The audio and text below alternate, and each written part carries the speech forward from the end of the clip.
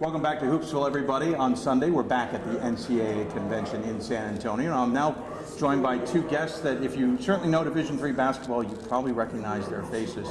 This, at the NCAA Convention, by the time we've gotten back, this has already happened. The Inspiration Award being given to two individuals, O.J. Brigance from the Baltimore Ravens, and the other one, Lauren Hill from Mount St. Joseph's, as we all know, in Division III, and her inspirational story. Her parents now joining me here, Brent and Lisa. And thanks first and foremost for taking the time to join me. Thanks for having us.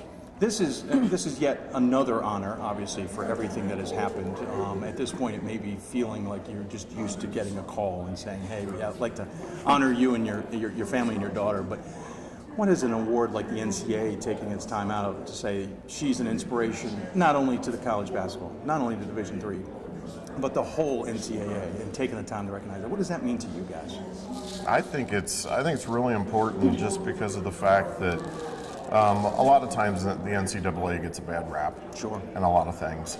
And I mean, the way they stepped up to make her dream come true, moving a basketball game, having a group like Xavier step up and move the game to their facility, and then for the NCAA to come in and say, hey, bring her in. And I mean, she's been such an inspiration to the country and the world, which she has this past year. I mean, it's just really an honor. I mean, it's very nice to be here.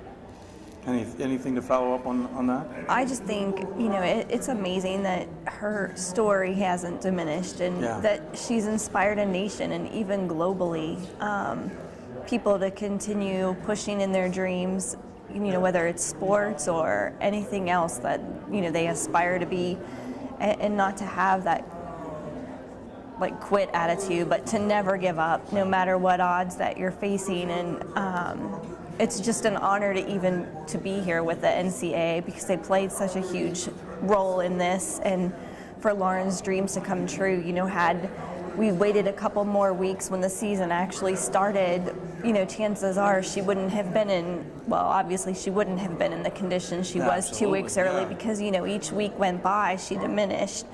And although we didn't think that she would make it until the end of the year, Amazing. She's stubborn and determined, and she wasn't going to make that game her one last game. She was really flustered that they called it that, and was going to prove them wrong, and she did. She played in 4 games and scored 10 points, and it was important for her for that not to be her last game, and when she couldn't play any longer, then to step in and still be part of the team and go into a coaching role, which she took really serious too. She was an honorary coach, but she knew the game.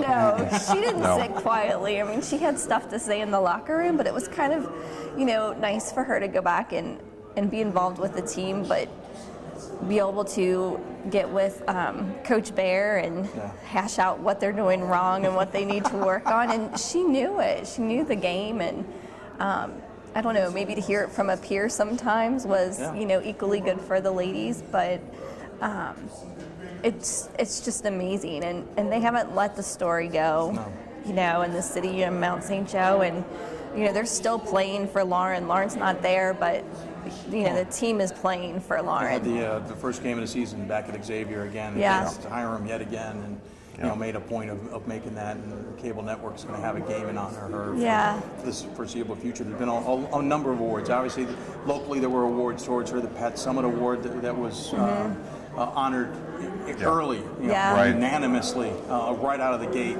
and have Pat Summitt show up, and then they went from there. I mean, obviously, it felt like every few weeks there was another major award given, and culminating certainly here, but also with the ESPYs over the summer. And I know there was a little bit of an outcry from us D3 folk who felt that she deserved a different award, but she still was honored at the ESPYs. What was that experience like, to have that kind of audience kind of coming to you?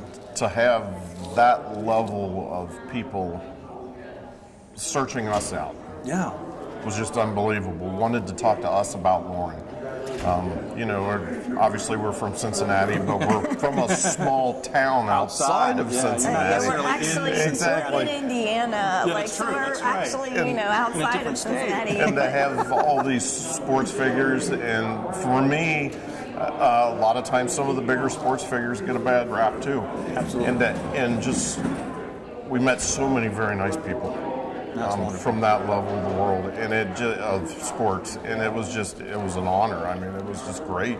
And I think, to find out, Lauren Talk wasn't just in basketball. Right. It was in professional football locker rooms, the USA girls soccer team locker rooms. They've talked about her, and they were inspired by her to push forward and try their hardest, and to hear your stronger professional athletes come down and say that this young kid, this young, practically out of high school freshman, aspired all these people to maybe be better than they already are is simply amazing. And that was probably the most intimidating thing we've done. No, I'm sure.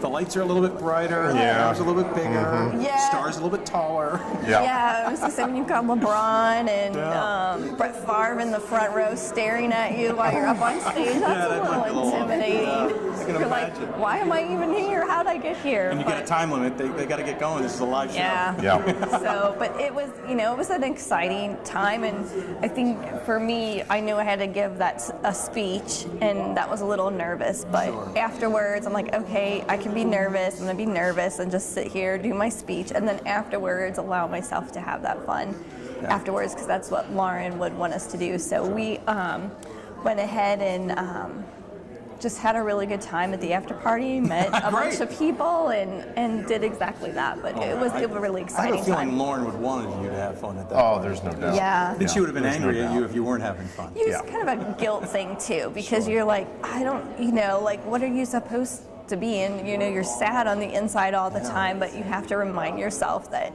we're here and we still have to live and keep living in that moment. And that is probably one of the strongest lessons that Lauren gave us, was to live in the moment. Sure. And now we just have to remind ourselves to continue to do that, even though that's not the way we feel a lot of the time. Yeah, I mean, it hasn't been that long in reality since her passing. We're not even at a year yet. Yeah. Obviously, at this point, I think a lot of people thought we would be at a year. She survived all the way through the basketball season, through the Division I. She got to, I would assume, we saw the championship. We sat in the hospital and watched the championship. And saw her be honored at that Final Four, obviously not in attendance, but still UConn and Notre Dame, she kicked off the season and she stayed until the whole season closed. And I think probably the most interesting statistic for me is that she passed on 4/10, April 10th, and she played in 4 games and scored 10 points. Yeah, that's pretty cool. So I'm like, leave it to Lauren to go out on a stat day, but that sounds perfect. Yeah. I don't know. Well, 10 is a perfect number, as they say, right? Yeah, something like that. So that's awesome. I mean, and again, don't want to dwell. I mean, the story, if you don't know Lauren Hill's story, go look it up. We're not going to rehash it. I'm trying to make this the easiest interview you've ever done in front of all the cameras and lights. But now that she has passed, and obviously she's still motivating many, what's the goals for you guys in the sense of what she's left as a legacy and trying to keep that moving forward? It's just to keep pushing the awareness of DIPG and to keep raising money, keep it out there. I know last year, at the end of the year, she had the telethon to reach her $1 million goal. Blew through that. And right at that point, somebody asked her, well, what's the next goal? And she said $2.2 million. And quite frankly, I get it. Quite frankly, a couple of the folks that with the charity and stuff were like, I think you're really reaching, Lauren. Was crazy. And not gonna lie. Right before New Year's Eve this year, we hit it.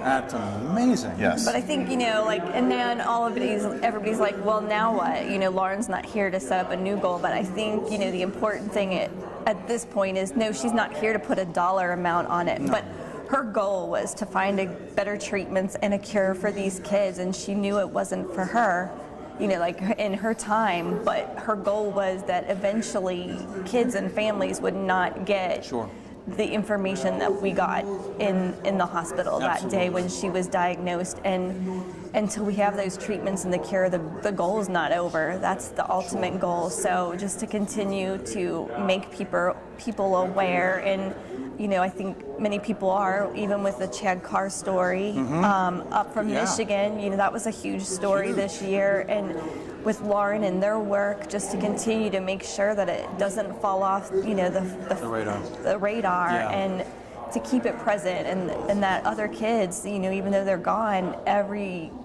so many, I can't talk. No, I know what you're saying, though.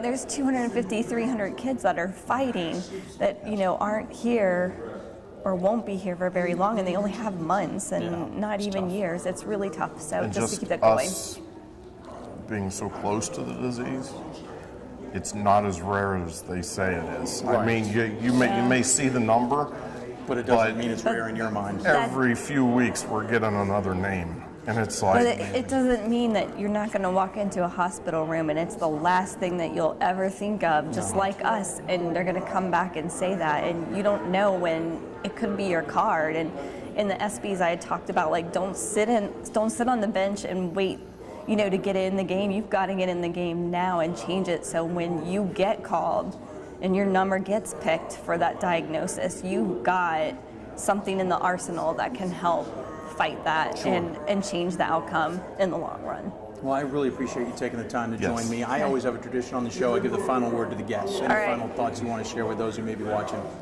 Just live in the moment and chase after your dreams and continue to find a cause to fight for. Very good. Follow that, or is that good enough? Especially since we're a Division III show, it's all about the love of sports. Oh, yeah, it is. And it's all about the family that you gain when you go into sports, because for Lauren, that's the biggest thing that she loved about basketball was just the family part of it. Everybody was a family member. Well, thank you for taking the time. Thank you very much. We'll be back to wrap up Hoopsville. It's Brent and Lisa Hill, Lauren's parents. We'll be back. Wrap up the show right after this. Thank you.